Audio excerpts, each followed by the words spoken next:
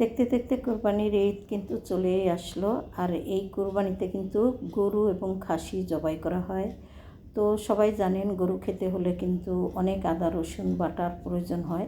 তাই আজকে শুরু করে দিলাম আদা রসুন বাটা। এই প্রসেসটুক করে রাখলেই কিন্তু ঈদটা খুব সুন্দরভাবে কাটে।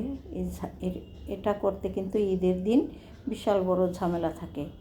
তাই তো আদা আর রসুন খুব সুন্দর করে ছুলে নিয়ে তারপর কুচি কুচি করে কেটে এখন হলো আমি ব্লেন্ডার দিয়ে খুব সুন্দর করে আদাটা ফিনিশ করে নিব। এই তো দেখতেই পাচ্ছেন এখানে কিন্তু 3টা জার আছে, তবে এই ছোট জারে দিলে কিন্তু অনেকটা সময় লাগবে। আর এই বারবারে খোলা আমার একেবারেই পছন্দ না, সেই কারণে আমি কিন্তু বড় জগটাতেই দিয়ে দিলাম। আর এই জগটা কিন্তু একেবারেই নতুন, তবে অত বেশি দামি না, সে কারণে কিন্তু একটু বাটাবাটি কমই হচ্ছিল। তো যাই হোক, কিছু করার নেই, খুব ভালো একটা ছিল, সেটা নষ্ট হয়ে গেছে। আদা রসুনটা গত রাতের বেলাতেই আমি বাটাবাটি করেছিলাম বা রেডি করে রেখে দিয়েছিলাম। চলে আসলাম পরের দিন সকালবেলা। সবাই কেমন আছেন? ভালো আছেন আশা করছি। আসসালামু আলাইকুম সবাইকে। তো এই যে দেখতেই পাচ্ছেন সকালবেলা কিন্তু কি করব, রুটি খাবো। কেননা এতদিন ভীষণ গরম ছিল, আর এই গরমের ভিতরে কিন্তু রুটি খাওয়া একেবারেই পসিবল ছিল না। তাই তো আজকে বৃষ্টির কারণে বেশ কয়েকদিন যাবতই মোটামুটি ভালো বৃষ্টি হচ্ছে, ভাবলাম যে ঠান্ডার ভিতরে একটু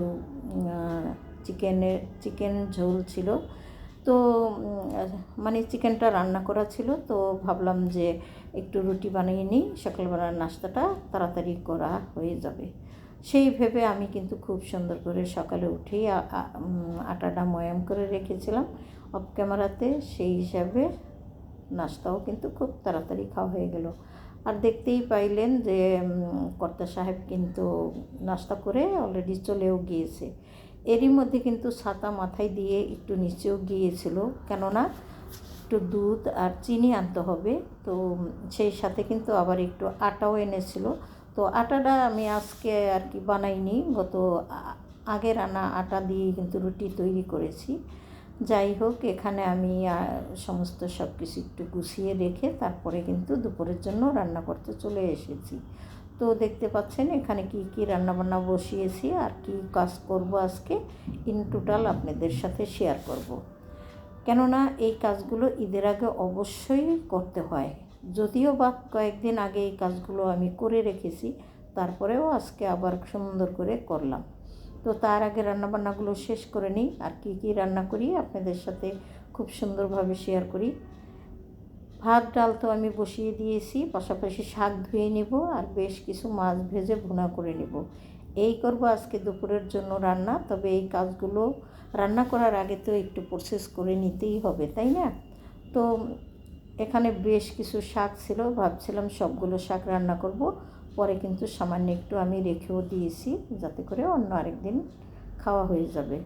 যাই হোক, ভাত কিন্তু খুব সুন্দরভাবে দেখতেই পাচ্ছেন বলক এসে পড়েছে, আর ডালটা তো বলক এসে পড়েছে। এখন ডাল ঘুটনি দিয়ে আমি সামান্য একটু ঘুটে 2-1 পিস আম দিয়ে দিব। আর এই সময় আম দিয়ে ডাল খেতে কিন্তু ভীষণ ভালো লাগে। যাই হোক, ডালের ভিতরে আম দিয়ে দিলাম। তারপরে কিন্তু আমি চলে আসলাম শাকগুলো ধুয়ে নেওয়ার জন্য। আর পাশেই দেখতে পাচ্ছেন অনেক বেশ কিছু মাছ মাংস নামানো আছে। তবে এই মাছ মাংসগুলো আমি কেন নামিয়ে রেখেছি একটু পরেই আপনাদের সাথে শেয়ার করছি।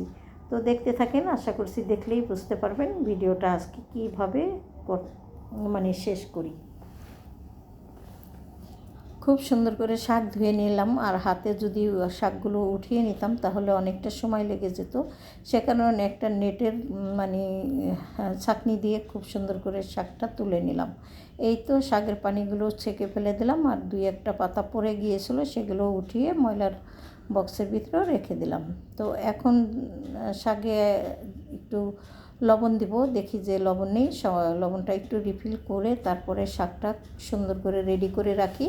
ডালটা হয়ে গেলেই শাক বসিয়ে দিব। এখানে দিয়ে দিলাম রসুন, কাঁচামরিচ, পেঁয়াজ, আর পাশাপাশি লবণ দিয়ে রেখেছি। তো মাছটাও আমি রেডি করে রাখবো।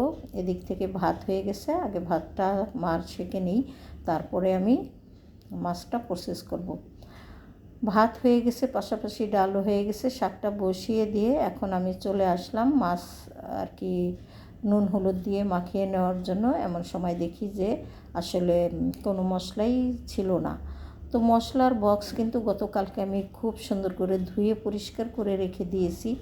আর যেই ডিব্বাগুলো মানে পটে আমি প্রথমে মশলাগুলো ঢেলে রাখি, সেই পটের ভিতরে আসলে প্রথমে নিয়ে নিলাম। ভাবছিলাম আজকে এইভাবেই রান্না করব, তখন দেখলাম যে আসলে না, অনেক বেশি বেশি হয়ে গেছে। তো মশলার বক্সেই একটু তুলে নিই কষ্ট করে। তো খুব সুন্দর করে মশলার বক্সে মশলাগুলো ঢুকিয়ে নিলাম। এবার হলো নুন হলুদ দিয়ে মাছটা মেখে নিব। যাই হোক, আসলে কাউন্টার টপ অতটা না থাকাতে কোথায় রেখে মশলাগুলো তুলে নিচ্ছি সেটা তো আপনারা দেখেই বুঝতে পারছেন। আসলে খুব সুন্দর করে ভিডিও করার জন্য অবশ্যই একটু ভালো জায়গা প্রয়োজন। এটা আমি বোঝার পরেও কিন্তু খুব সুন্দর করে ভিডিও করার প্রসেস আমি তৈরি করতে পারছি না।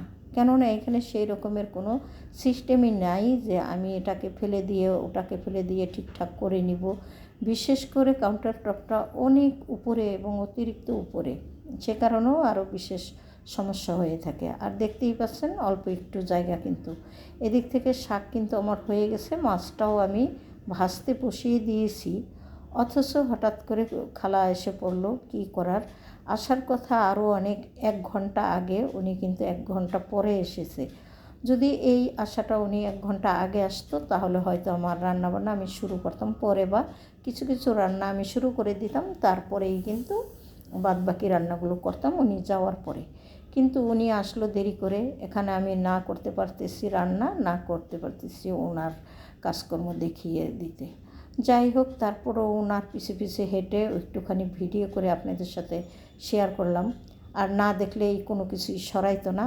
তারপরেও আমার চোখের সামনে অনেকটা জায়গা বাকি রেখে উনি ঘরটা মুছে দিয়ে চলে গেল। এই যে দেখতেই পাচ্ছেন, এরই মধ্যে কিন্তু আমার রান্নাবান্না শেষ করে নিয়েছে অফ ক্যামেরাতে, আর খালাও চলে গেছে।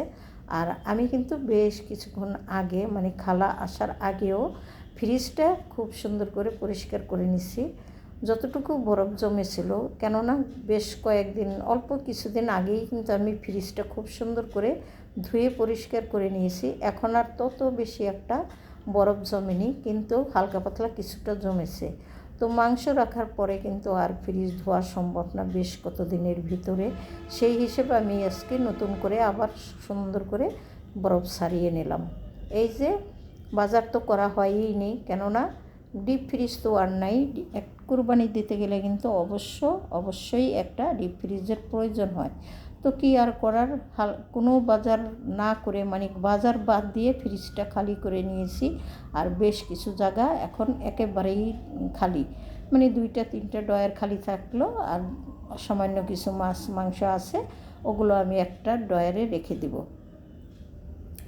বেশ অনেক দিন পরেই কিন্তু বরফ জমতে দিলাম।